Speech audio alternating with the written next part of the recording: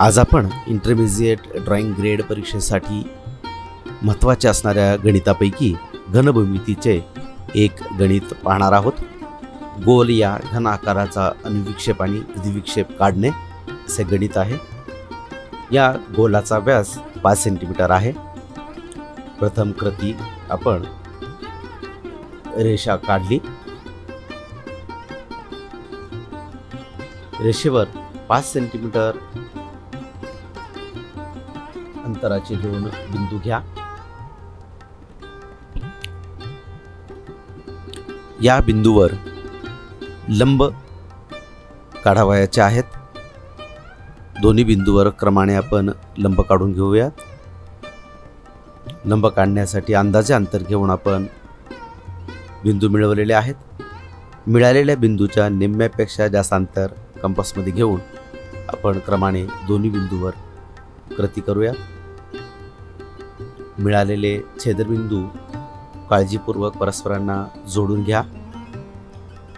हे काढा लंब रेषेच्या दोन्ही बाजूस येतील असे काढा, म्हणजे एल या रेषेच्या वरील आणि खालील बाजूस येतील असे काढून घ्या।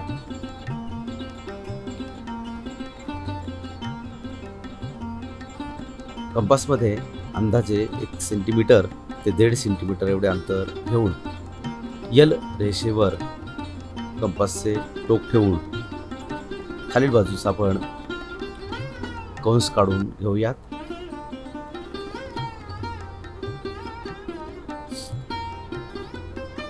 पाच सेंटीमीटर अंतराची जी आपण रेषा घेतलेली आहे त्या 2 बिंदूवर आपण लंब टाकलेत। त्यास नावे देऊन घेऊयात। AC असं आपण नाव दिलं। AC या रेषेचा लंबदुभाजक काढूयात। लंबदुभाजक काढण्यासाठी AC या रेषेच्या निम्म्यापेक्षा जास्त अंतर कंपासमध्ये घ्या। A आणि C या बिंदूवर कंपासचं टोक ठेवून दोन्ही बाजूस कंस काढून घ्या। नवीन मिळालेल्या छेदनबिंदूस काळजीपूर्वक जोडून घ्या। नवीन मिळालेला बिंदू आणि A किंवा C एवढं अंतर कंपासमध्ये घ्या, म्हणजे ते 2.5 सेंटीमीटर येईल। मिळाले पूर्वी काढलेल्या लंबदुभाजकाला कंस काढून घ्या।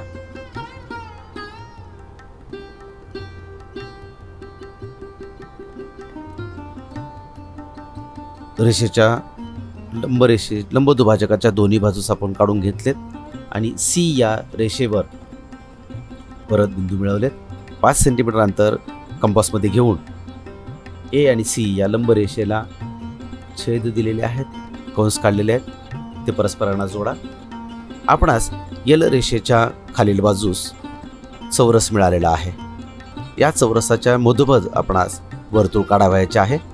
प्रथम आपण कंस काढून घेऊयात।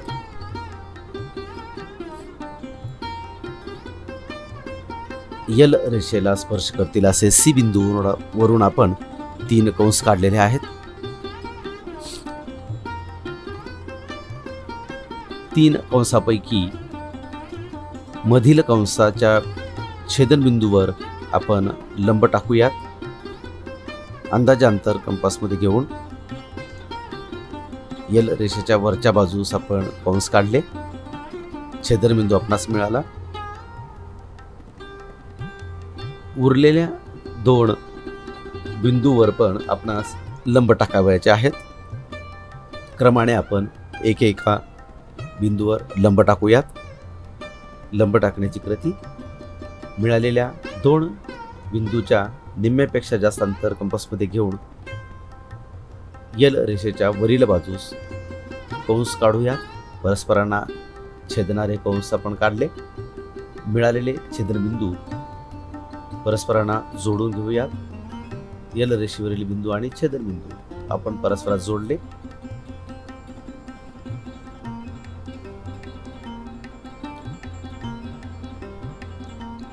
कंपासमध्ये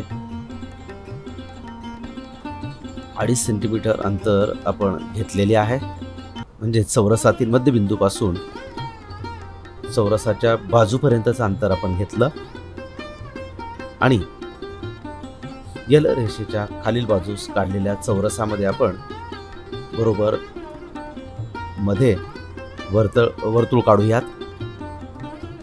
आपण वर्तुळ काढलेले आहे. तीच कृती आपण यल रेषेच्या वरील बाजूस करूयात.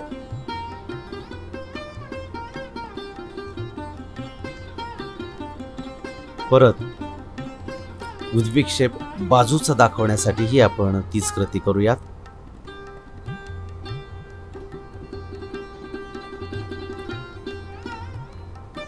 वर्तुळ काढत असताना काळजीपूर्वक काढा. बिंदू जोडण्यात थोडीही चूक झाली तर वर्तुळ बरोबर बसत नाहीत, त्यामुळे काळजीपूर्वक घ्या.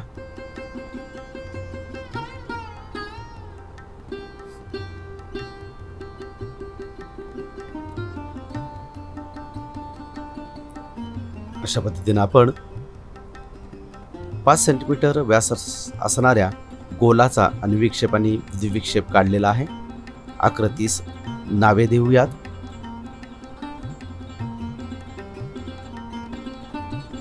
संपूर्ण आकृती नामनिर्देशित काढा.